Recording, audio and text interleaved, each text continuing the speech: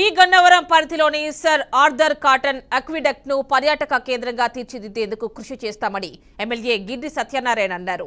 డొక్కా సీతమ్మ వారధి నుండి cotton aqueduct వరకు 6 కిలోమీటర్ల మేర కాలినడకన నడిచి 2 బ్రిడ్జ్లను పరిశీలించారు. డొక్కా సీతమ్మ వారధిపై గోతులు పడి ప్రయాణికులు ఇబ్బంది కలుగుతోందని స్థానికులు తెలిపారు.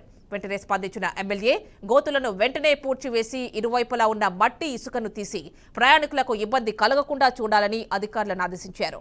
ఈ పాత కాటన్ అక్విడక్ట్ ను పర్యాటక కేంద్రంగా తీర్చిదిద్దేందుకు కృషి చేస్తానన్నారు.